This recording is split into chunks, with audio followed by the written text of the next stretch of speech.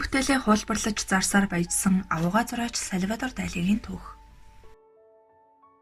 20-р зууны хамгийн нөлөө бүхий уран бүтээлчдийн нэг, сюрреализм урсгалыг үндэслэгчдийн нэг Сальвадор Дали нь Испаний Каталон мужийн Фигерес хотод 1904 онд төржээ. Тэрээр 1928 онд Карнегийн олон улсын үзэсгэлэн Питтсбургт болоход түүний зургуудыг дэлгэн тавьснаар анх нэрт гарчээ. Дали 18 настайдаа Мадридын уран зургийн дээд сургуульд элсэн орсон боловч 2 чудаа зөрүүд зангаасаа үүдээд хөөгдсөн байна.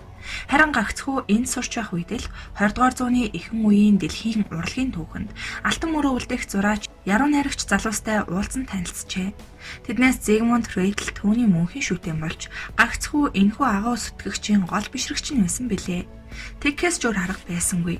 Яагаад гэвэл ухамсараас гадна орших зүйлс болон амьгүй биесийн эхлэл нь үнэмлэхийн үннийг илэрхийлэн газар дэлхий дээр батагдах ёстой гэж сюрреалистууд үздэг. Тэрбээр будгийн шүршүүрээр ганц засаад л Дон Кихот номын чимэг зургийг бүтээчихсэн гэдэг. Мөн шатсан гэрлийн шилийг халаан ганц чимхэд л хамгийн орчин үеийн мод бүхий үнэртэй усны сав болгочихдог байжээ. Түүнд юу ч чадахгүй юм гэж огтхонч байгаагүй бөгөөд долларч усны урсгал шиг л цутгаж нөхтөн түүнийг мөнгөнд цангасан хүн хэмээн хошигндог байлаа. Дайлыг чоромхон зуурын дотор хідэн атга алт болох арга мянгатун байна хэмээн сайрхдаг байжээ. 72 настайдаа Дали би 6 настай байхдаа тоогооч болохыг хүсдэг байлаа. 7 настай байхдаа Наполеон шиг Европыг эзлэхийг мөрөөддөг байсан. Жил бүр хүсэл мөрөөдөл минь усанд хэлсээр ирсэн гэж хэлсэн байдаг. Гэхдээ түүний эцсийн мөрөөдөл тэр нэгэн өрөмц бизнес нь байжээ. 1990 онд Лондоны Хайерд галерейд Далигийн бүтээлийн үзэсгэлэн нэгдсэн нь бөмбөрцгийн Далиг шүтэн бишрэгчдийн анхаарлыг татаж байв. Энд ч шувуу загас, спектрал үнэ, тэнд ч үл үзэгдэгч хүний хүрэг нүцгэн бүсгэн зураг үзэгдэнэ. Реалист хүрэг ба натюрмортик, кубизм, неокубизмтэй чадварлаг найруулсан нь харагдана. Хоёрдмал дүрслэлийн барил жишээ нь нойрсож буй эмэгтэй арслан, морь болж хувирах нь юр басын. Коммунист утга агуулгатай зургууд нь ч сонирхолтой байлаа. Гэвч энэ бүхэн бус огт өөр зүйлс Сальвадор Далиг шүтэн бишрэгчдийн анхаарлыг татсан юм. Лондонд Далигийн Сильбер телеграф бүтээлийн каталогийн танилцуулга болов. Энэ нь Германы урлаг судлаач Михлер Лейпцингер нарын 13 жилийн хөдөлмөрийн үр дүн байсан ч бүтээлийн танилцуулгад хүмүүс нааштай хандаагүй юм. Далиг бишрэгч зураачийн албан ёсны цуглуулгын эзэн гэж нэрлэдэг Нью-Йоркийн мэргэжилтэн Альберт Филд хүртэл тэдэнтэй хамтран ажиллахаас татгалзав. Судлаачдын үр дүнг уран сайхны болон хувийн галерейн олон эзэд хүлээн зөвшөөрсөнгүй. Яагаад гэдэг асуултанд хариулах маш амархан байлаа. Далигийн бүтээл хамгийн их асуудалтай байдаг болохоор судлаачид түүний ямар бүтээлүүд өнөдгөрч ямар нь хуурамчид тооцогдохыг тодорхойлох гэж оролджээ. Гэвч Далигийн зургийг худалддаг, үзүүлдэг, цуглуулдаг хүмүүсийн сэтгэлийг гонцойлгосон олон баримт дэлгэгдсэн юм. Өөр ямар ч нэр алдартай зураачийн бүтээлүүд тийм их дүүрэмлийн бай болж байгаагүй. Гэтэл энэ бүхний гол эзэн хуурамчаар үлдэгч нь Дали өөрөө байсан нь хавчралтай. Михлер Лейпцингер хоёр зөвхөн музей төдийгүй Европ Америкийн цагдаагийн газрын архивуудаар явж хураагдсан хэдэн зуун мянган дуур амьлыг шүүн ихтлэх ажил хийтэл маш олон асуудал зэрэг босож иржээ. Худалдан авагчид түүний бүтээлийг зарсан галерейчдаас нөхөн төлбөр нэхэж шүүхэд хандсан байна. Далигийн зургуудыг шүтэн бишрэгт цуглуулагчдад нандин эрдэнэн дуур амьл болж хувирсан нь маш харамсалтай байлаа. Гэвч зураачийн бүтээл нэг л хувь байх ёстой. Зураач өөрөө хуулбарлаж зурсан ч хуурамчид тооцно гэдгийн эсрэг зураач өөрөө зогсож байв. Дэлхийд даяар Далигийн жинхэнэ гарын үсгтээ сая барын зураг тэнүүлчлэн явдаг байсан юм. Яагаад гэвэл алдарт зураач маань энэ хуурам гүйлтлээ хэвлэлийн машин хүртэл хэрэглэж нэг удаад л 3000 хуудас дээр гарын үсэг зурдаг байсан гэдэг. Орчин үеийн хамгийн нэртэй зураач болох Далигийн нэг бүтээл нь л гэхэд маш өндөр үнэт хүрдэг. Гэтэл тэр өндөр үнийг хэдэн мянга дахин үржүүлж, хувь бүрийг ганц оригинал хэмээн өөрийн тусгай борлуулагчаар дамжуулан зарж байсан гэхээр түүний нүдэнд зөвхөн мөнгө л харагдаж байсныг илтгэнэ. Бүтээлийг минь олж авахыг хүссэн хүн бүхэнд тусалж буй буянтай үл гэж энэхүү хачин хуурамч 8-аа зөвтгөгч энэ бол эрүүгийн харуулцлагад татагдах үйц 8 байсан юм. Түүний энэхүү 8-аг хэн нэгэн нь гадарлаад тайлбарлахыг шаардахад борлуулагч нь энэ бүтээл хэд хэдэн хувь байгаа нь үнэн. Гэхдээ үүнийг Дали өөрийн гараар үлдсэн юм. Тэгээд ч цөөхөн ширхгэл зарагдсан гэж тайвшруулна. Мөн цөөн хувь гэсэн тодтголтой фото хувилбар дээр гарын үсэг зурж худалдана. Сүүлдээ эдгээр фотог нь хүн авахаа болтол олшруулж зардаг байжээ. Үгээрч зогссонгүй Дали мэрэгжлийн сэлбэрчдээр Далигийн маягийн дүрслэл хийлгээд түүнийг өөрийн бүтээл хэмээн дамлана.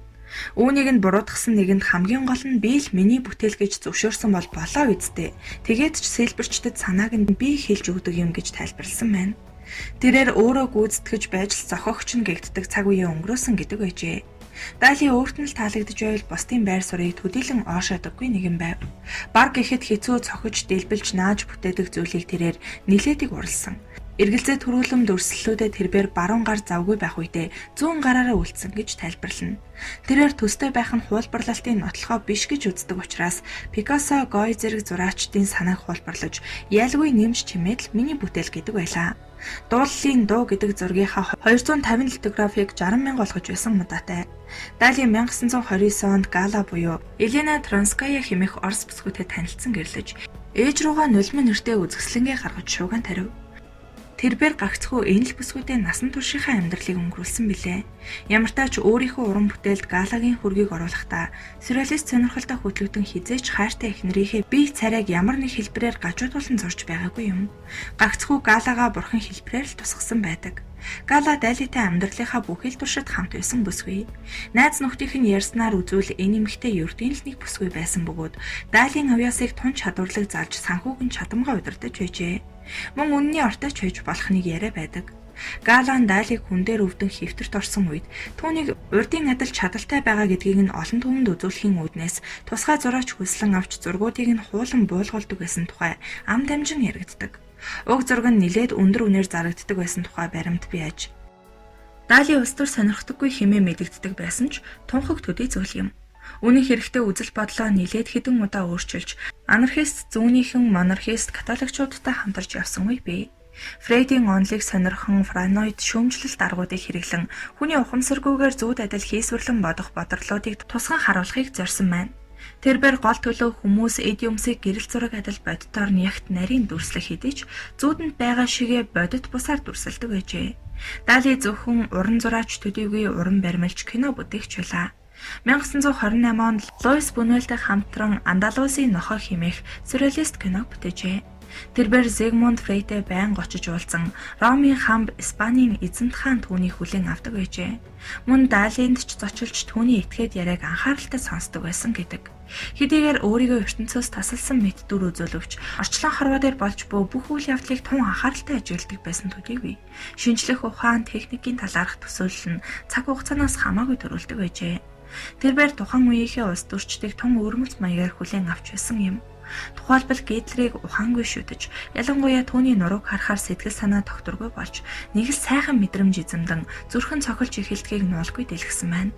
Ялангуяа зурхт нь бүрч илүүтэйгээр ийм сэтгэгдэл эзэмддэг гин. Ер нь Гитлерийн биеийг харахаар л нэгэн бурханлаг эмэгтэй бие гарт баригдах шиг болдог гэжээ. Гитлерийн тухай ингэж бичсэн хүн хизээч гарч байгаагүй юм. Дали гэж ийм л өөрмөц сонин зураач байсан гэдэг. Коммунист байсан сюрреалист зураач Дали цагта Троцкийн хөрөг, зөвлөлт социалист бүгд найрамдах холбоот ус мандтугаа гэдэг зураг зурж байв. Аливаа солиорлын тухайд ч эхлэл төгсгөл гэж байх ёстой бөгөөд Далийн хувьд ертөнц тэр чигээрээ хий хоосон чанарын тайз байсан гэж хэлж байна. Тэрбээр нэгэнтээ миний зүүдэнд 2 жудаа Ленин үзэгдлээ хэмээн Галад ярьжээ. Мөн түүнийг зурах бөгөөд 3 м урт бүхстэй. Тэр нь 2 таяган дээр тогтож байгаагаар дүрслэх тухай ярьж нийт 5 м хагас даавах хэрэгтэй хэмээжээ. Мөн Ленины гарт бяцхан хүн байхаар дүрслэн ярьж тэр нь өөрөө болох тухай догдолсон сэтгэлээ нууж чадан хөөрөндөг байсан гэдэг. Харин Ленины нүдний харц яг л махчных шиг агаад нөгөө гарт нь буй хүн намайг идлээ хэмээн орилж байхаар төлөвлөсөн аж. Зөвлөлт холбоот улсад Далийн бүтээлийг хүлээн зөвшөөрдөггүй байлаа. Хурааж аван тусгай агуулхад нуучдаг байв. Далийн хувьд Сталиныг нас орсны дараа Оросын талаар үзэл бодлоо өөрчилсөн гэж хэлж болно. Зөвлөлт холбоот улсад Сальвадор Далийг увайгүй явдал хүний үзэн ядагчийн бурхан тэнгэр хэмээн өргөмжлөн ирсэн юм. Харин дэлхийн ертөнцийн энэхүү 6-1-ээс бусд нь түүний зургийг шагшин үзэж, олон арван номыг нь амтархан уншиж байлаа.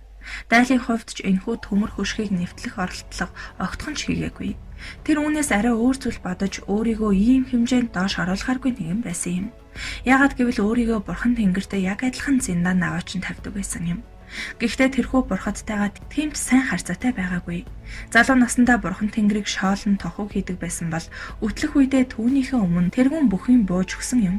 Гэтэл 1930-аад онд Гитлерийг бишрэн шүтэж эхэлсэнд дургуутсан Андре Бретон түүнийг социалист үзэлтэй сюрреалистуудын бүлгээсээ хөөжээ. Үүнээс үүдэн Дали Америкт гарч тэндээ баян туршлагагүй цуглуулагчдын зах зээлд хөл тавьсан юм. Дали дүрслэх урлагийн урсгалыг бүх нийтийн их болгоход өгөж, Америкийн хүн бүрт зураг зарж байж л явна гэдэг байжээ.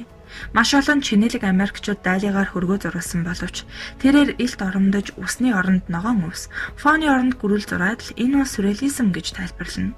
Энэ мэтчлэн Америкийн эрэлт хэрэгцээг хангаж гүйцээд Францад ирэв. Тэрээр хачин хэлбэртэй сахлаа имрэн би Ланвен шоколад идэхгүйгээр зурж чадахгүй гэхийг нь харсан телевиз үзэгчид алмаар өв. Тэртээ тэргүй зургаараа хангалттай мөнгө олдог. Хамгийн баян зураачид рекламны клип ямар хэрэгтэй байсныг хэн ч ойлгосонгүй.